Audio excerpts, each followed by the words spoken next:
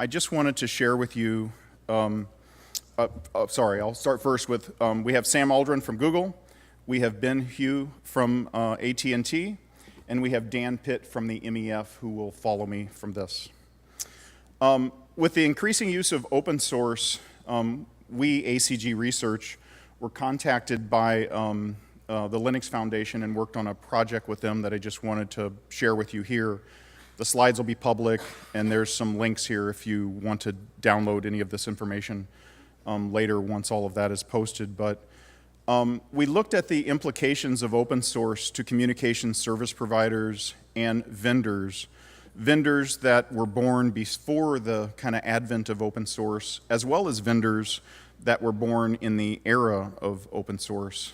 And we looked at orchestration, control, and also data center fabric switching, as well as transport routing. And some of those findings are in this report. We conducted over 20 plus extensive interviews with executives at the top service provider and vendor companies in order to collect these results and put them into a paper that we hope will be useful for all of the community here. I'll just share two slides from the findings, and the first was, what are the motivations for communication service providers in utilizing open source technology in the areas that we just talked about? And first and foremost was the idea of unifying the approaches and bringing together service providers and helping kind of leverage their investments in solving similar or the same problems, so that each service provider doesn't have to solve the same problem over and over again. And that was certainly top of mind, along with a desire to avoid vendor lock-in. And it's not that they want to rush to replace a vendor, but they do want to know that they have the opportunity to plug and play solutions and to make changes if they see that the marketplace has changed or that the service or that the vendor is not delivering the technology that they're currently looking for. And then the last was, in the top priority pieces anyway, was the idea of accessing a broader talent pool, creating a community of collaborators with knowledge and skill that might be beyond the extent of any single service provider or vendor that they could bring to the marketplace. We use this Harvey ball technique in this portion of the results, where we were trying to gauge kind of, were the responses all one direction or another direction or somewhere kind of in between. And so we dug into what are the attitudes and how does the relationship with vendors change. We also dug into the development process. We dug into the financials and the economics a little bit, and then we also dug into overall competitiveness and how people felt about collaborating with open source. And I'll just point out a couple of things here.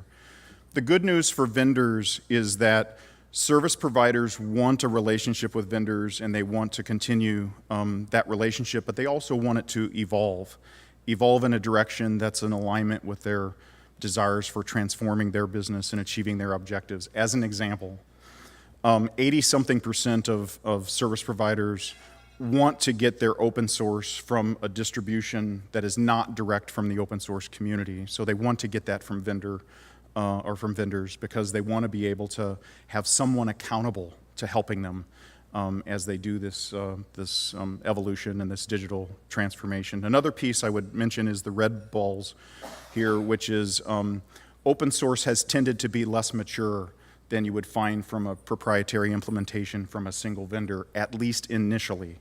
That certainly will change over time as the software matures. But in general, service providers and vendors are finding that they're increasing their test staff in their Scrum teams and their agile development environments and their test environments.